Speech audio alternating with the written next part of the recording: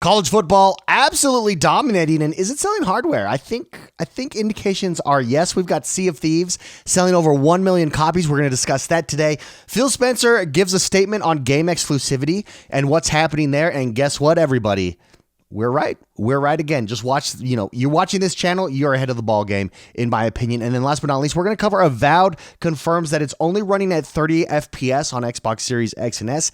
Is that a problem? Is that something to be concerned on? Is that indicative of a bigger problem with the Series X and S? I'm going to give you all my thoughts.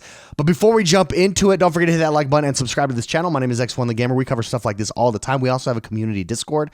Come join us in our community Discord. Continue the discussion over there.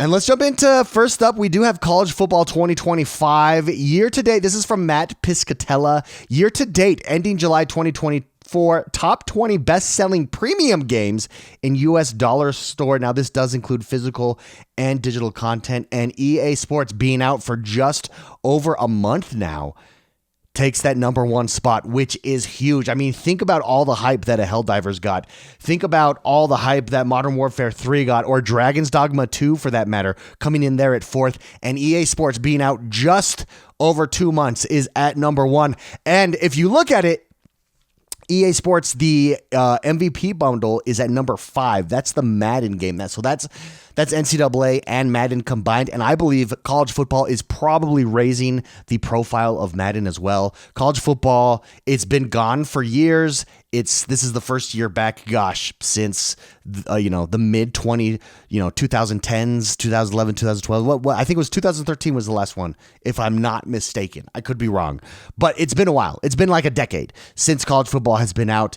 I've jumped back in. I mean, yesterday I played 5 online matches. Just yesterday alone, I have got a dynasty running. Which, by the way, if you guys are interested and you're playing EA Sports College Football 25. And you want to do a dynasty, we have a community dynasty going. Again, jump into the Discord server and you can see it there. I will pin a comment, a link to the Discord server in the comments below. But absolutely well deserves it. It's going to be exciting to see what they do with this franchise going forward. It's absolutely crushed it. I think it overshadows Madden. In fact, I'm a big Madden guy. I haven't bought Madden in a few years, and I actually don't foresee myself jumping into Madden, at least not until the college football season is over completely, and then jumping into it maybe after that. Although with Game Pass and EA access being available, usually Madden drops in after the season, so I may not be picking it up at all. I do think the MVP bundle, if you're into both, is probably a good deal for you. But if you've been sitting out and you've enjoyed the past College Football 25s, I am here to say absolutely worth it. I think the impact on sports gaming overall has been huge. I think the impact, we are getting indications that this has sold hardware as well, both on the PlayStation and the Xbox. And so it's just proof positive that if a game like this can sell hardware, can a game like this sell subscription? And I believe yes. And I think that that's why Game Pass is going to be a really interesting value proposition going forward. If you get a game that jumps to that number one spot for Xbox that's available on Game Pass, what does that do to push Game Pass subscriptions? And I think you're going to see, I think it's a lot easier to jump into a Game Pass than it is to buy hardware. I just think it is. I think that that's what's going to be the long-term case there. Next up, we do have Sea of Thieves here.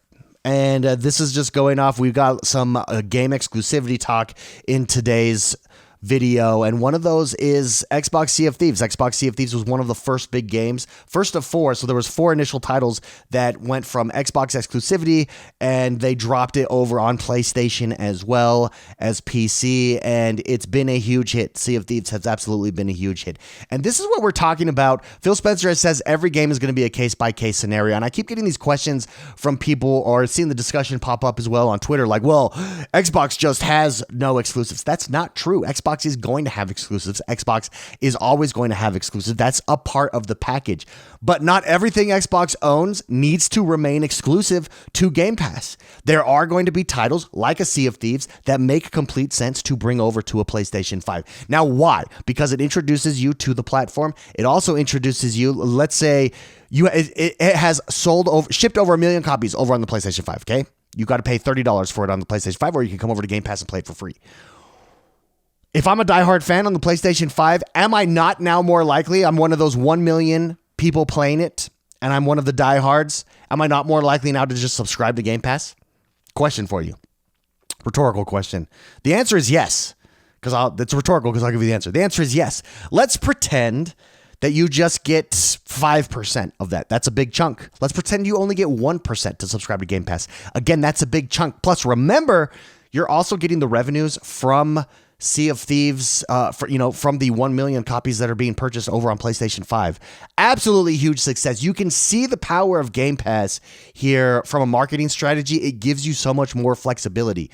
You don't have to lock everything behind a walled garden that is your console in order to sell the hardware. You care about the subscription service, and that's it. And so if you're someone who has been introduced to Sea of Thieves, you're one of these 1 million people over on PlayStation 5, you're much more likely now to subscribe to Game Pass, especially if you become a diehard Sea of Thieves fan, especially as, benefits, more items drop exclusively over on Game Pass. And so you can see it's going to be a case-by-case basis here for what games go over, or what games remain exclusive on Xbox versus what games go multi-platform. But this idea that no games will ever be exclusive on Xbox, nobody said that. I did see Dustin Legary. He had one of his live streams this weekend, and he's one that really, he said this tongue in cheek, but he says, I don't know what, Xbox just doesn't have exclusive games anymore.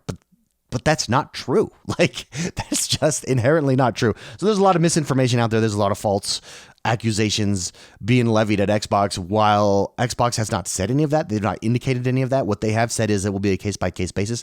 And Sea of Thieves, I think, has proved that, which takes us to our next story, everybody. Anyways, congratulations. 1 million copies on PlayStation 5 is absolutely huge, and I actually think proves this strategy 100%. But let me know. Maybe you disagree with me. Maybe you think that is wasted opportunity. Here's the thing. Sea of Thieves has been exclusive over on Xbox all this time, and you have over 1 million people who've purchased it once it went to PlayStation 5. You have to ask yourself, why didn't those people jump into Game Pass if Sea of Thieves was that interesting to them? They were willing to go out and purchase it, but they weren't willing to go over to Game Pass.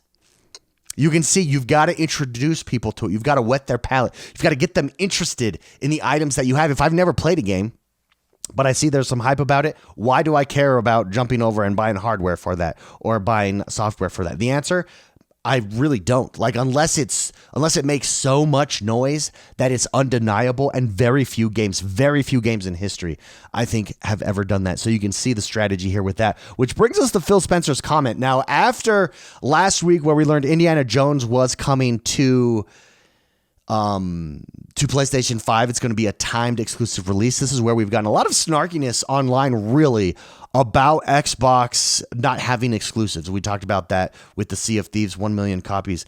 And Phil Spencer clarified things are changing in the console space. This is over at purexbox.com. Let's read what he has to say here before we jump into it. He said, I think as an industry right now, let me highlight this so you guys can follow along. I think as an industry right now, there's a lot of pressure on the industry. It's been growing for a long time. Now people are looking for new ways to grow. Us as fans, as players of games, we just have to anticipate there's going to be more change in some of the traditional ways that games are built and distributed. That's going to change. It's going to change for all of us. But the end result has to be better games that more people can play. If we're not focused on that, I think we're focused on the wrong things. So for us as Xbox, health of our platform, and growing games, the most important things. There you go. It's going to change. There's going to be more of this. And the industry is changing. Game Pass opens this up. Technology is changing the way we consume games. I've said this before. I will say it again. We consume all of our media, all of our entertainment, movies, television shows, music, via subscription services. Why would we not consume our video games that way? And I think it's a very compelling case. I think the value proposition there for Game Pass is absolutely 100% there. I think that's the biggest selling point. And I think we're going to see more changes of this. I think people are stuck in this.